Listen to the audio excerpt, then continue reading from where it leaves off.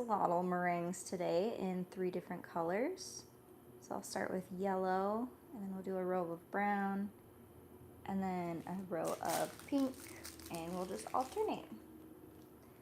So I start with some firm pressure, a little blob in the front for the head, and then I pull backwards, and then I slowly ease off as I get to the back to give it a kind of a tail.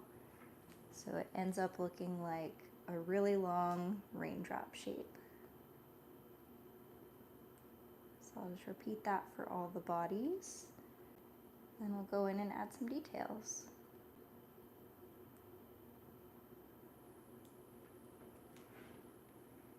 This is always a really popular design at farmers markets, especially with the kids.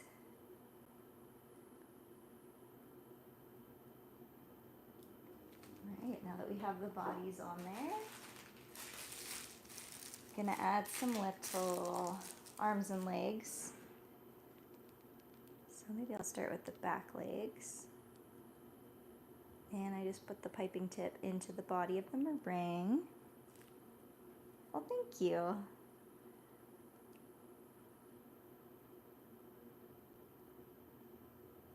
And then same thing, put the tip of the piping bag into the body of the meringue. Just kind of some gentle pressure and pull it backwards. And that way when you float them on top of coffee or tea or cocoa, I think it kind of makes it look like they're swimming. And you could, of course, alternate the directions of their legs. You could put some of them forward, some of them back, and that might give them more of a sense of motion.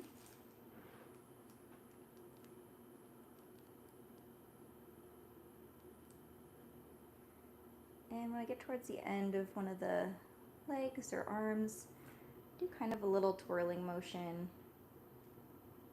just to try and smooth it out as much as possible.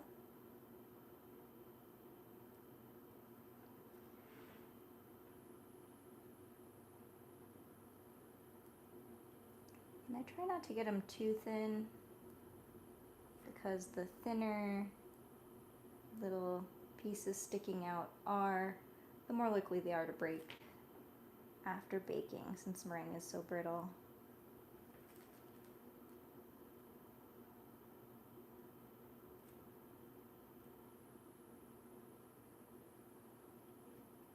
And I'm just trying to get them all about the same size.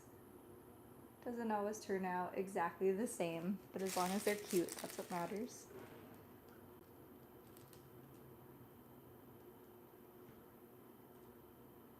And once we get all the limbs on there,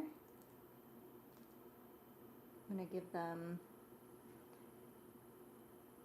little details like the gills. So I'm going to be using this darker pink color for both the yellow and the pink axolotls. So I don't know what this part is called here, kind of like a little ridge thing that you see on their backs. I think it's kind of part of a fin. Looks like, in real life, kind of a translucent little flap of skin, which probably helps them move in the water. I should really look up more fun facts about axolotls. As much as I love them, I don't really know that much about them.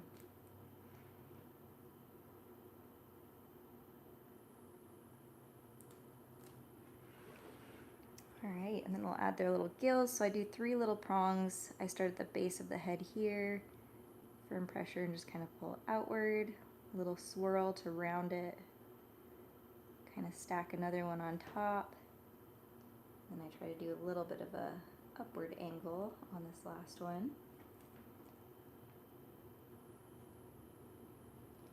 And same on the other side. And so I probably could have gotten this color a little bit more orangey red for the yellow ones. That might have looked even better.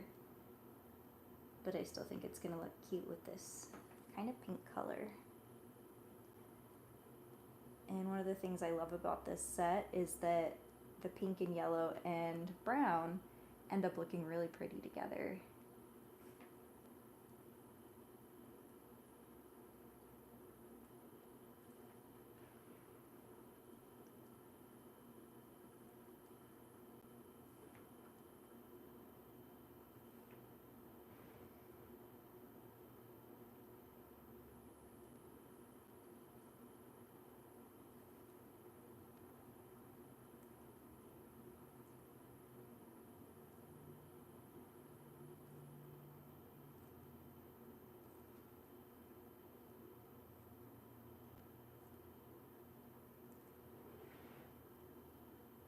And then once we get the, I guess they're gills? I'm not exactly sure if that's the right term for these, but that's what they kind of look like to me. After that, we're gonna make some faces. So I have some black meringue that I piped a little less than the rest of the meringue. I reserved it before whipping the rest, so it'll be easier to paint on these little face details. So just really light pressure, and I'm just kind of pushing the piping tip there. Good question. Do you use the piping bag or is it disposable? So I used to use reusable piping bags, but it ended up being way too time consuming since I make these for production at my farmer's market. So now all of the piping bags I use are disposable. So I get them in packs of 500 for, I don't know, I think it's $15 or less. And I do feel bad sometimes about using the disposable bags, but just one of those things that to keep costs down, I end up prioritizing time. But before I started doing this for production, and it was just a fun hobby from home, I did get some reusable ones on Amazon, and I really liked those. And I'd still be using those if I wasn't going such large scale. All right, now let's do some brown ones. Same thing, little blob, and then ease off pressure as you pull backwards into that long raindrop shape.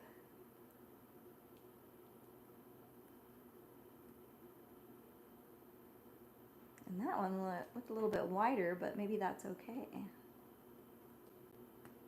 Sometimes designs are improved with little happy accidents like that. And I really like the way this brown turned out. It's almost like a chocolate milk color.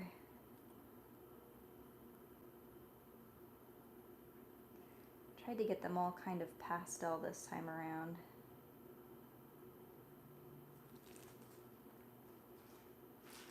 All right, let's give them some legs.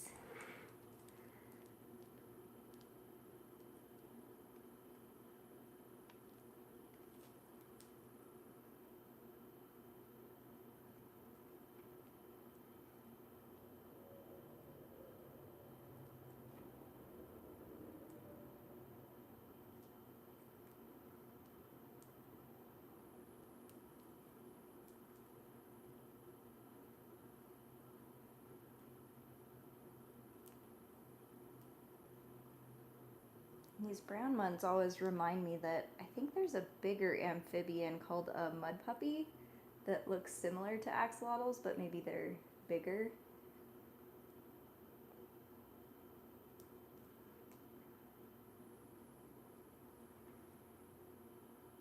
All sorts of cool animals out there.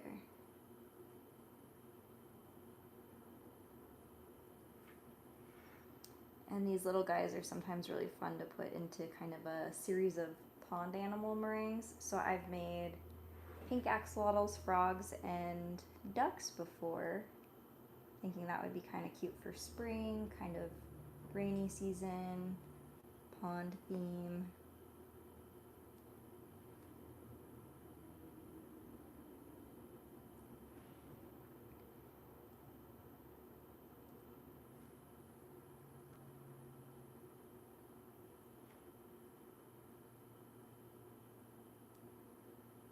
And any aquatic animal, I think, just works really well for using as little floaties in your beverages. All right, let's give him that little black or back ridge with a slightly darker brown.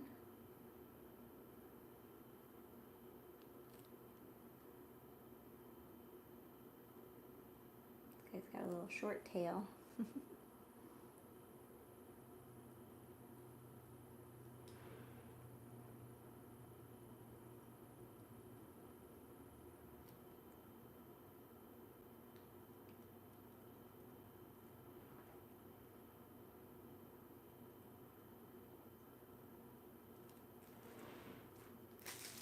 And then we'll give him some gills.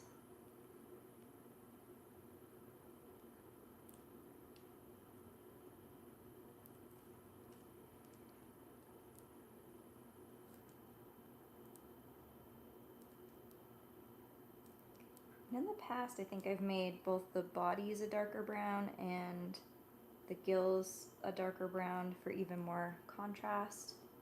But this time I was hoping to make everything a little bit more pastel. Nice and soft.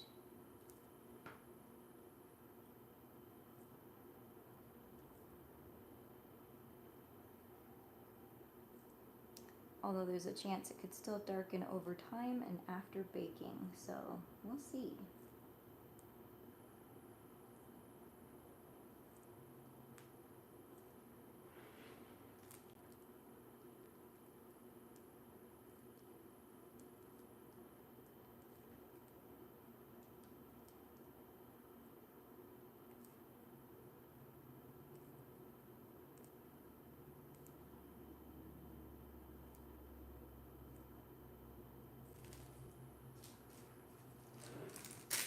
Alright, we'll add some little faces.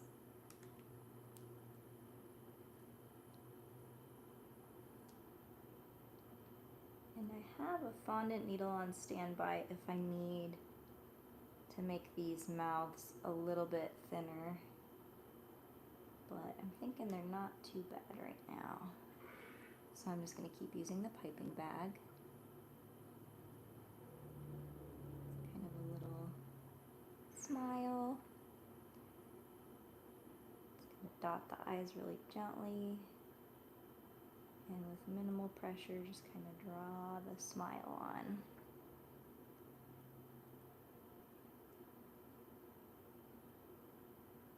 It's a bit thicker, but I think that still looks okay.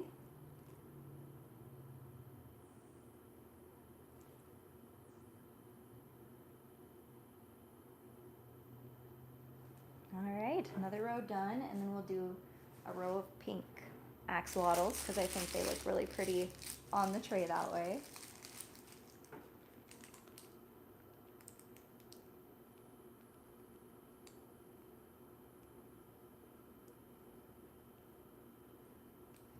Starting with a firm pressure for the head, then pulling backwards and kind of easing off pressure, ease off totally, and then just kind of pull that tail shape into a point so that it looks like a long teardrop.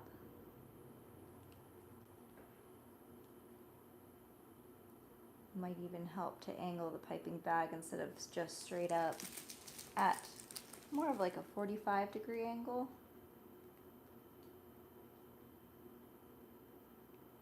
And kind of experiment with whatever position works best.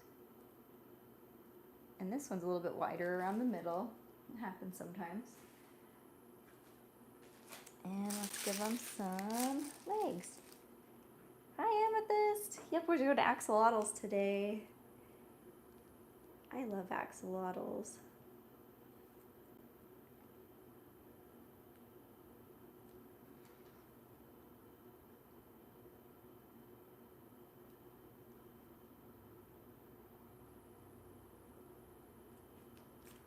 Before I was a baker, I was trying to be an illustrator, and I had a little Etsy shop with keychains and pin back buttons and prints of my illustrations on them. And my best sellers were always my axolotl keychains.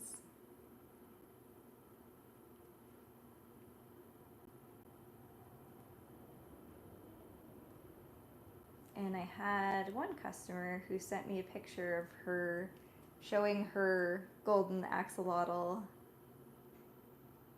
my keychain that she bought for me. And he looked super interested, so that's one of my favorite pictures.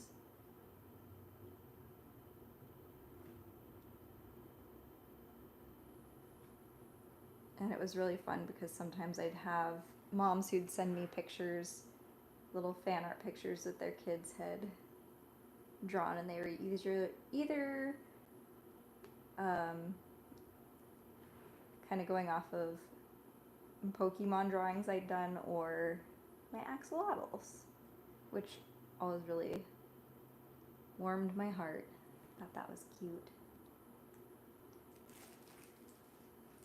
All right, now let's give them a little back ridge in that darker pink color.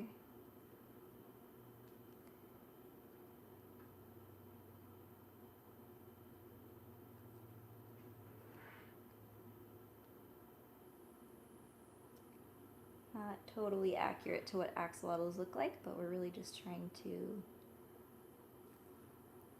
kind of symbolize them, so this will do that.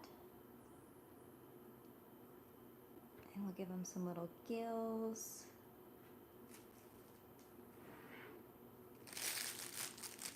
Starting at the base of their head, and gentle but continuous pressure, and a little flick at the end to smooth it out.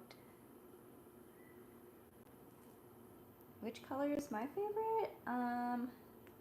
I think I just like the pink ones. They're all cute, but pink is my favorite.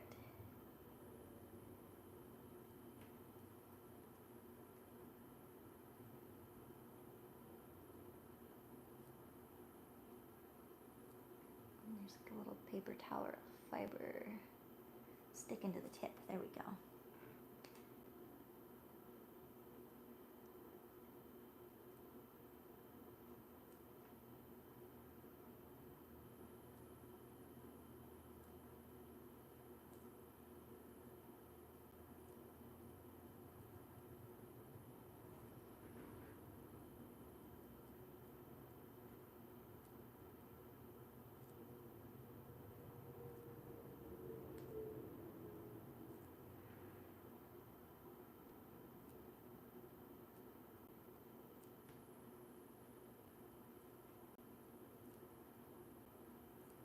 One nice thing about some of these flatter designs is they can be a lot easier to package into deli containers for the market.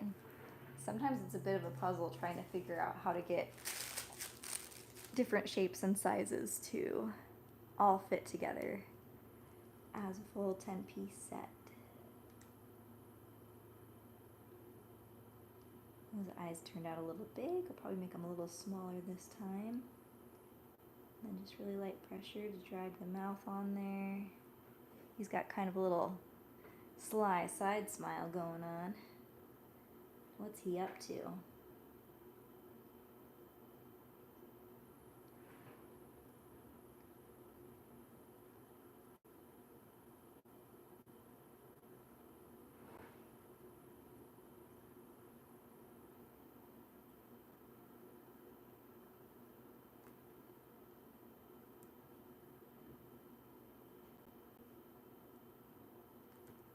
Alright, then we'll do another row of yellow, and we'll see if I can fit another row on after that, but it might be getting a little bit tight.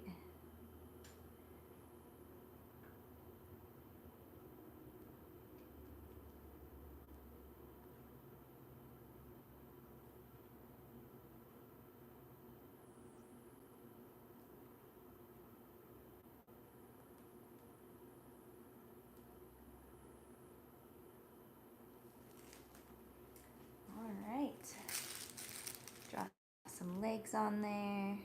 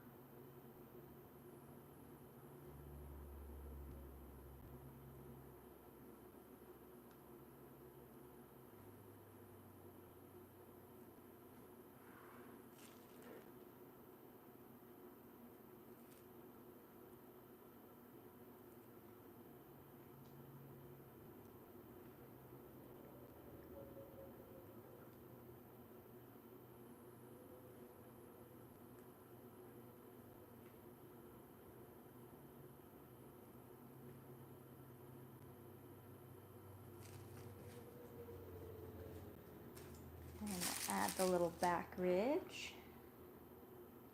Just a straight line with gentle pressure pulling back and then easing off as we get to the tail point. There we go.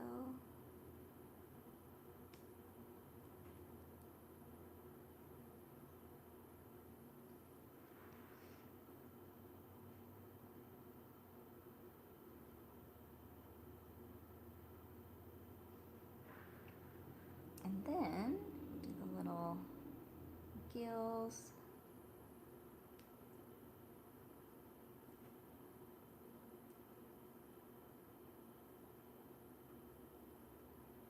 Starting at the base of the head, and then steady pressure out, kind of stacking them on top of each other. Do a little flick at the end to make it a little bit smoother.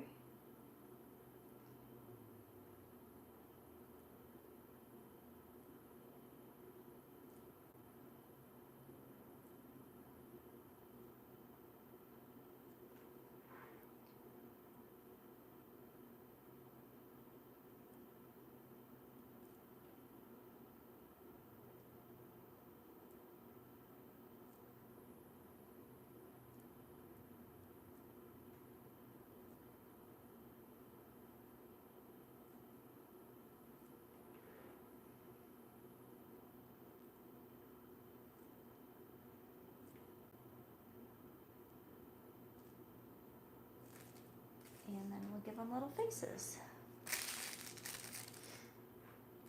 So just a little dot for the eye, and the other eye,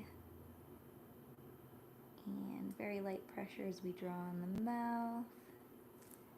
And you can kind of play around with eye placement. That was pretty wide, but you could make them closer together.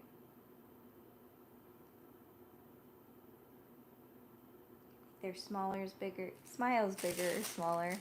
I like to give them really big, wide smiles.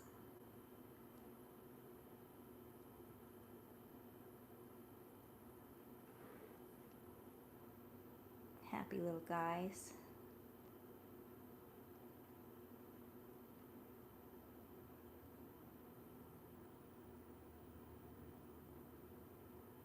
That one ended up a little smaller. And then we'll try to find... Hi, Jessie. Thank you. My name is actually Jessie, too.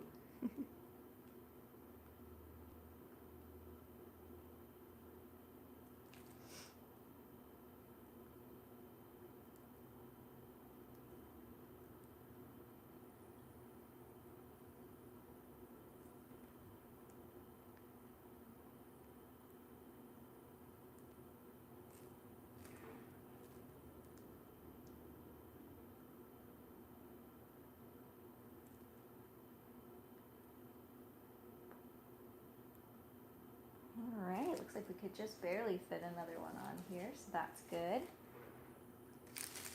I always like to put as many on one sheet as I can. I have 4 shelves, or yeah, I guess they'd be shelves, in my food dehydrator. So I have, or no, I have 6, but I have 4 silicone baking mats that are about the same size. So I like to get as many as I can on 4 sheets, so I don't have to get out the parchment paper for the other 2.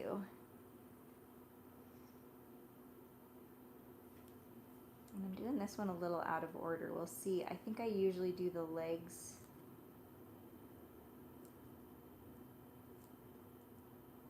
and the arms first, because it's a little easier to get those details without these ones in the front. But we'll see how it goes. Might just have to position my hand a little differently.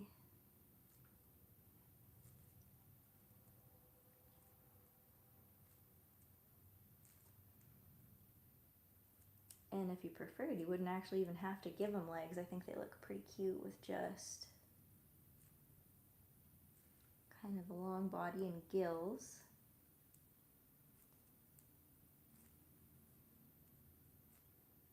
pretend their legs are under them, just hidden. So why don't we do that? I'm going to draw some faces on and kind of show you what it looks like when they don't have limbs.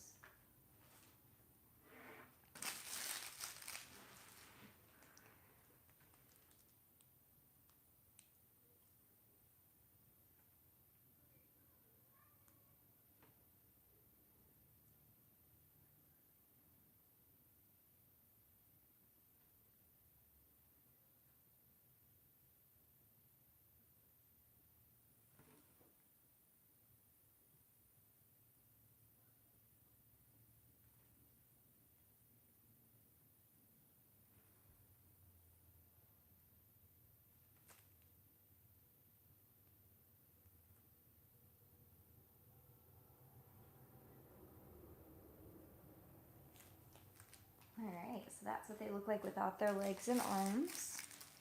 So you could stop there, but I'm going to give them limbs.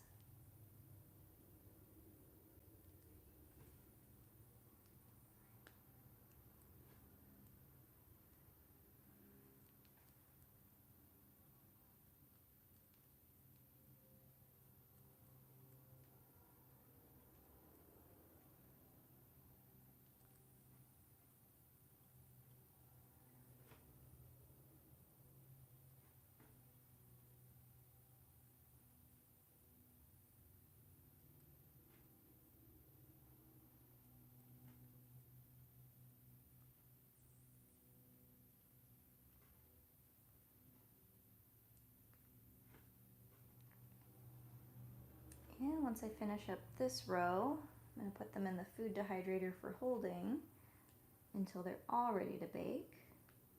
And I'm going to go grab another tray, and we'll start with pink axolotls on the new tray.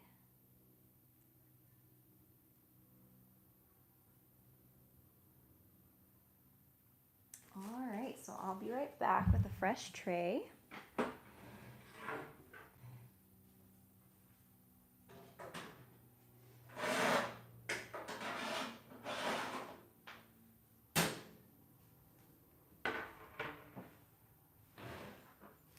And starting with pink, I'm going to pull this up just a little bit. And I'm going to try and pull the tails back as far as I can to the end of this mat. It'd be nice if we could fit 6 rows on here, but we'll see how it goes.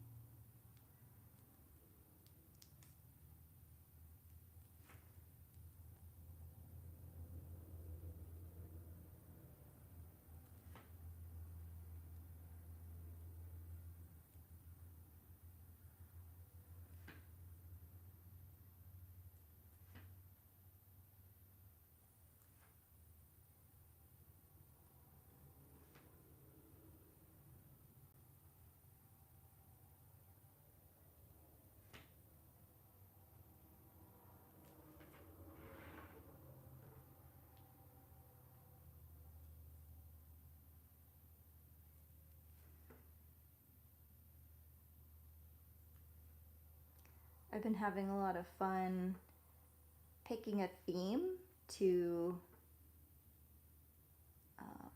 bake around each week for the farmer's market. So last week was kind of camping and woodland animals. So I did the bears, foxes, deer. Each set had a little campfire meringue, had some trees. And then I decorated my booth with Some little nature and camping inspired decorations. I had a triple berry chiffon cake sandwich that was easy for people to grab and go. And I think that was most of it. Just thought like the berry theme would fit camping really well. It can be really fun to pick berries when you're camping or hiking. And this weekend I was struggling a little bit to pick a theme, and finally kind of decided, you know what, let's not pick a theme, let's pick something that I know people will like, and that was axolotls. I'll also be taking some time off. I won't be going to the next 2 markets after this weekend, and then picking back up after that. So I'll still be baking in the meantime, but I figured, well, maybe I'll save some of my bigger, grander themes for when I start back up, because I'll have maybe not quite a full 2 weeks, but close in between this market and then the next one I go to. That said, it's kind of turning into a small exotic pets theme. Because I've got axolotls, and then tomorrow I'll be making budgies or parakeets. So part of me thought, man, should I do hedgehogs or try to do hamsters or something? So we'll see. I'm currently only planning to stream today and tomorrow, but if I think of something fun I want to do, then maybe Thursday.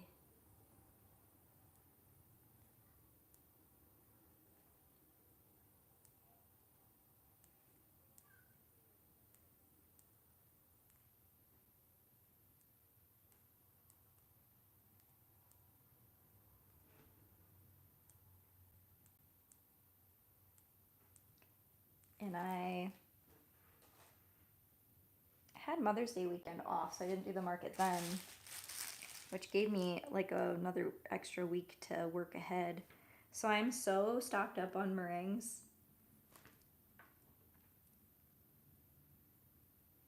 Sometimes there's it's a good problem to have, but a fear of selling out of meringues at the market. I would be happy if I did, and I have before, but it also means I have to work pretty fast the next week to build that stock back up. So with that extra week, I built up a ton more meringues, so pretty well stocked for the next few markets, which I love because the meringues are so shelf stable. You can just keep them for months and months. And I think if I was gonna redo it, I would have just baked a ton of different meringues in January through March, because they do hold so well in preparation for market season, because those seasons are just a little bit less busy. All right. I think next we want to do some yellow ones. Oops. Okay, so starting at a bit of an angle there. Try to pull the tail all the way back, almost touching this guy, but not quite.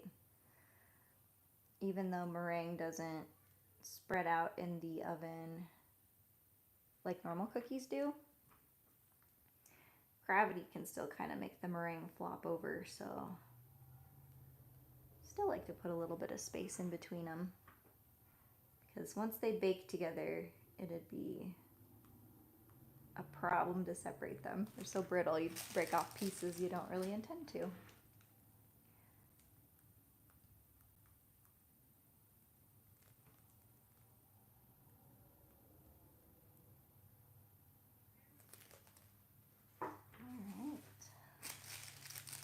Give these guys some little legs.